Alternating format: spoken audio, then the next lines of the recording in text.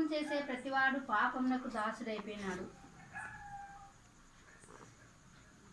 పాపం వలన వచ్చే జీతము మరణము. అయితే దేవుడు ఏం చేసిండు? పాపులను రక్షించుటకు క్రీస్తు యేసుగా భూలోకానికి వచ్చినాడు.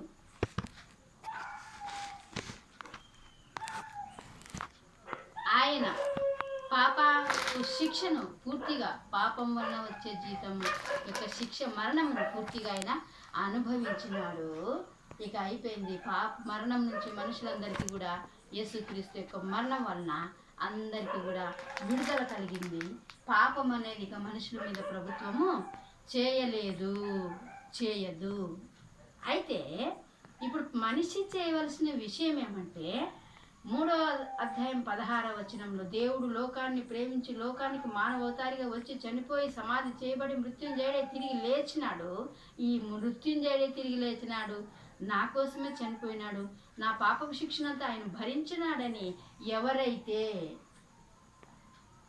కాగా ఆయన తన అద్వితీయ కుమారునిగా పుట్టిన వాని యందు, అంటే అద్వితీయ కుమారుడుగా పుట్టినాడు యేసు ప్రభు, ఆయన యందు ఎవరైతే విశ్వాసం ఉంచుతారో వారికి మాత్రమే ఆ చెల్లుబాటు చెల్లుతుంది. యేసు ప్రభు మరణించినాడే, నీ పాపను కొదులుగా మరణించినాడే. ఆ మరణము చెల్లుబాటు ఎవరికైతుందంటే, ఎవరైతే యేసు నా కోసం చనిపోయినాడు, నా పాపపు శిక్షకు ఆయన, నేను భరించవలసినటువంటి ఆ మరణపు శిక్షను ఆయనే భరించినాడని ఎవరైతే ఒప్పుకుంటారో వాళ్ళు మాత్రమే పాపపు శిక్ష నుంచి విడుదల పొందుతున్నారు.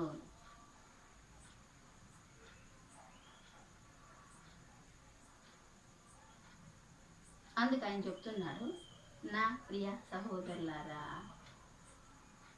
ఈ రక్షణను కృపావరములో మీరు పాలిభాగస్తులు కండి. రక్షణ కృపావరమును మీరు వినియోగించుకోండి. నేను ఇచ్చినటువంటి రక్షణను మీరు అందుకోండి, తీసుకోండి. అందరూ మొత్తం లోకస్తులందరూ, లోకంలోని ప్రతి మనిషి తీసుకోవచ్చు. ఏ కులస్తుడైనా, ఏ మతస్థుడైనా, ఏ జాతి వాడైనా, ఎవరైనా సరే, యేసు ప్రభు నా పాపం కోసం చనిపోయినాడు, నేను పాపిని అని గ్రహించి పాపం వల్ల వచ్చే జీతమైన ఆ మరణమును నేను అనుభవించలేకపోయినాను, యేసు నాకు బదులుగా మరణించినాడు అని ఎవరైతే విశ్వసిస్తున్నారో వారు రక్షింపబడుతున్నారు. అది హెబ్రీ పత్రికలో రాసినాడు. చూడండి, హెబ్రీ పత్రికలో రాసిన మాట ఏమంటే 10వ అధ్యాయం 17వ వచనం, వారి పాపములను వారి అక్రమములను ఇక ఎన్నటికి జ్ఞాపకం చేసుకోనని ప్రభువు చెప్పుచున్నాడు. ఏమని చెప్తున్నాడు? నేను వారి పాపములను ఎన్నటికీ నేను జ్ఞాపకం చేసుకోను. నేను వారి కోసం చనిపోయినాను, ఇక అయిపోయింది, చెల్లు అయింది. అంటే పాపానికి శిక్ష అయినటువంటి మరణము అనేది యేసు ప్రభు ద్వారా చెల్లు అయిపోయింది, ఇక ఎన్నటికీ నేను జ్ఞాపకం చేస్తున్నాను. అయితే మనుషులు చేయవలసిన పని ఏమంటే కేవలము యేసు నా సొంత రక్షకుడు. సొంత రక్షకుడు అంటే నేను పొందవలసిన మరణశిక్ష ఆయన అనుభవించినాడు, నా కోసమే చనిపోయినాడు, సమాధి చేయబడినాడు, 3వ రోజున తిరిగి లేచినాడు. ఎవరైతే విశ్వసిస్తున్నారో వారు పాపము కింద ఇక దాసులుగా లేరు. అది యేసు ప్రభువే చెప్తున్నాడు. ఏమని? ఇక ఎన్నటికి వారి పాపములు వారి అతిక్రమలను జ్ఞాపకము చేసుకోను. ఇంకా ఎట్లా చేస్తానంటున్నాడంటే 103వ కీర్తన లాస్ట్ ఆ పేరాలో కింద వచనంలో ఏమంటాడంటే, పడమటికి తూర్పు ఎంత దూరమో అంత దూరము వారి పాపములను దూరం చేసినాడంటాడు. పడమటికి తూర్పు, ఇక్కడ తూర్పు, ఇక్కడ దాని వ్యత్యాసం, దాని దూరము మనిషి ఎప్పుడు కనుగొంటాడో తెలియదు, కానీ అది ఎంత దూరం ఉందో అంత దూరం నేను చేసినాను అన్నాడు. దేవుడే అంటున్నాడు. నువ్వు పాపం చేసినావు, పాపానికి దాసుడైనావు, నీ దాసత్వం నుంచి నేనే నిన్ను విడుదల చేసినాను, నా రక్తం చిందించి వెలకట్టి ఆ పాపానికి చెల్లును కట్టేశాను, ఇక నీకు పాపం నీ మీద ప్రభుత్వం చేయలేదు, నువ్వు విడుదల పొందినావు, నా మరణం ద్వారా నువ్వు పాపపు అనే దాసత్వం కింద ఉండకుండా విడుదల పొందేసినావు. కానీ నువ్వు చేయవలసిందంటే కేవలము నా మరణాన్ని అంగీకరించాలి, నమ్మాలా, నా పాపం నిమిత్తం యేసయ్య చనిపోయినాడని నమ్మాలా. నమ్మితే నీవు రక్షింపబడతావు. అదే కదా వచనంలో ఉండేది. ఏలైనగా ఏలైనగా కాదు, దేవుడు లోకం ఎంతో ప్రేమించాను కాగా ఆయన తన అద్వితీయ కుమారునిగా పుట్టిన వాడిని విశ్వాసించు ప్రతి వాడు ఏమవుతున్నాడంటే నశింపక నిత్య జీవం పొందుకుంటున్నాడు, మోక్షము పొందుకుంటున్నాడు. ఇప్పుడు మోక్షం వస్తుంది మనిషికి. మనిషి పాపంలో ఉండి పాపంలో పెరిగి పాపంలోనే చనిపోతే మోక్షానికి వెళ్ళడు. కానీ ఎప్పుడైతే యేసును తన సొంత రక్షకునిగా పాప పరిహారకుడుగా అంగీకరిస్తారో అప్పుడు మాత్రమే నిత్య జీవం అనగా మోక్షాన్ని చేరుకుంటున్నారు. ఇప్పుడు మనిషి ఏమైనాడంటే స్వతంత్రుడైపోయినాడు. పాపం అనే దాసత్వం కింద ఇక లేడు. యేసు ప్రభు యొక్క మరణం ద్వారా పాపం అనే దాసత్వం కింద ఇక లేడు. ఆ పాపం అనే దాసత్వం కింద లేకపోగా అతనికి దేవుని యొద్ద నివాసం చేసే భాగ్యమును కూడా యేసు ప్రభు కలిగించినాడు. మీరు విశ్వాసం ద్వారా కృపచేతనే రక్షింపబడుతున్నారు. రోమాపత్రికలో ఎఫెసీ పత్రిక చూడు ఒకసారి ఏముందా ఎఫెసీ పత్రిక. అక్కడ ఆ వచనం అయిన తర్వాత కింద వచనంలో రాస్తాడు, నేను ఆయనతో కూడా కూర్చుండబెట్టున్నాననే పదాలు ఉంటాయి అక్కడ.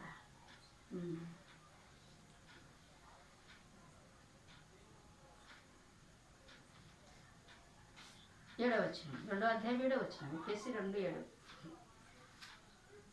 క్రీస్తు యేసునందు మనలను ఆయనతో కూడా లేపి పరలోకమందు ఆయనతో కూడా కూర్చుండబెట్టెను.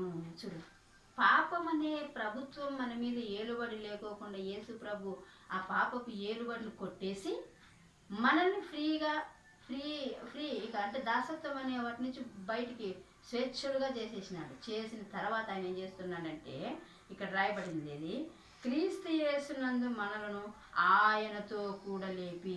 ఎప్పుడైతే ఆయన మరణాన్ని అంగీకరిస్తున్నామో యేసు ప్రభు ఎలా పునరుద్ధారణైనాడో మనకు కూడా పునరుద్ధానము కలిగించినాడు. పునరుద్ధాన శక్తిని మనకు కూడా అనుగ్రహించినాడు. మనం కూడా ఏమవుతున్నామంటే ఎవరైతే ఆయన అంగీకరిస్తున్నారో, ఆయన మరణాన్ని అంగీకరిస్తున్నారో వాళ్ళు కూడా ఏమవుతున్నారంటే పునరుద్ధాన శక్తిని పొందుకొని పరలోకమందు ఆయనతో కూడా కూర్చుండబెట్టును. ఎవరితో కూడా? యేసు ప్రభుతో పాటు మనం మనుషులందరూ కూడా తండ్రి అయిన దేవుని వద్ద కూర్చుంటున్నాము. ఇంత గొప్ప ధన్యత కలిగించినాడు యేసు ప్రభు. అందుకే ఈ వచనంలో రాస్తున్నాడు చూడండి, మీరు విశ్వాసం ద్వారా 6వ వచనం 8వ వచనం, మీరు విశ్వాసం ద్వారా కృపచేతన రక్షింపబడినారు. ఇది మీ వలన కలిగినది కాదు, కేవలం మీరు విశ్వాసం, ఆయన విశ్వాసం ఉంచితే మీరు రక్షింపబడుతున్నారు. అదొక కృప. ఆయన మనకి ఇచ్చిండే కృప, మనుషులందరికీ ఇచ్చిండే అదొక కృప. విశ్వాసం ద్వారా కృపచేతనే రక్షింపబడినారు. రక్షింపబడిన మీరు అతిశయించొద్దు, ఇది మీ వలన కలిగినది కాదు, దేవుని యొక్క వరమే. కాబట్టి ఇప్పుడు ఎవరికి దాసులుగా మనం ఉండాలి?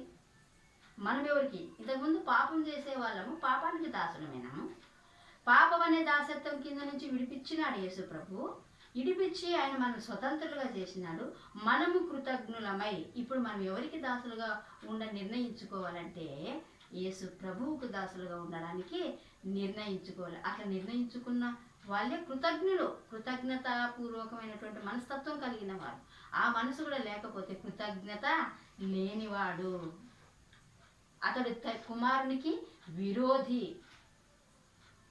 ఒక మనిషి మేలు చేసినాడంటే అతనికి కృతజ్ఞత చెప్పాలి. చెప్తేనే అతనికి సంతోషము. అది ఖచ్చితమైనటువంటి ఒక రూల్. పాపానికి దాసుడు అయినావు, మరణానికి వెళ్తుంటివి. యేసుక్రీస్తు కృపచేత నీ పాపం నుంచి నిన్ను విడిపించినాడు. నువ్వు ఇప్పుడు ఆ దాసత్వం నుంచే పాపం నుంచి విడిపించిన నీవు ఎవరికి దాసుడు అయి ఉండాలంటే క్రీస్తుకు దాసుడువై ఉండాలి. క్రీస్తుకు దాసుడైన నిన్ను మరణానికి అప్పచెప్తాడా? నిత్య జీవాన్ని ఇస్తున్నాడు. అది ఆయనలో ఉండే గొప్పతనము, ఉన్నతతనము. మొదట్లో నువ్వు ఎట్లా ఉండాలని నిర్ణయించినాడు అంటే నువ్వు యజమానుడుగా ఉండాలని ఎట్లా నిర్ణయించుకున్నాడో అదే స్థానానికి నిన్ను పెడుతున్నాడు. యేసు ప్రభుకున్న అర్హతలు ఏమంటాయా? అదే ఎఫెసీ పత్రికలో భూమి మీదను పరలోకంలో కూడా, కొలస్సీ పత్రికలో కూడా రాస్తాడు. పరలోకం అంద అధికారం ఉందంట యేసుక్రీస్తుకి, భూమి మీద కూడా ఉందంట. అదే ఆయన ఏం చెప్తున్నాడంటే క్రీస్తు శ్రమలలో మీరు పాలి భాగస్తులైతే మీరు కూడా ఆయనతో వారసులు, ఆయన తోటి వారసులు, తోడి వారసులం అయిపోతున్నాం. యేసు ప్రభులాగా మనం కూడా శ్రమ పొందితే ఆయన ఎలాగో భూమి మీద సర్వాధికారం పరలోకం మీద సర్వాధికారము, అన్ని లోకాల మీద సర్వాధికారం కలిగి ఉన్నాడో, నీవు ఆయన శ్రమల్లో పాలి భాగస్తుడవైతే నీవు కూడా ఆయన తోడి సహవారసుడు అని అదే కొలస్సీ పత్రికలో రాస్తున్నాడు. ఇంత గొప్ప ధన్యత యేసు ప్రభు మనకి ఇచ్చినాడు. దేవుడి మాట మన కోసం దీవించును గాక.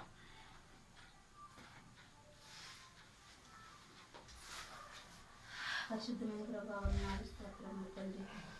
పగలంతా మా పని పాటలు తోడుగా ఉన్నారు, అప్పుడంతా మీరే మా తోడుగా దేశాల నుంచి నడిపించండి. ప్రతి మనిషి వాళ్ళని స్పర్శించి రక్షించి కాపాడుతున్నావు. వందనాలు. మా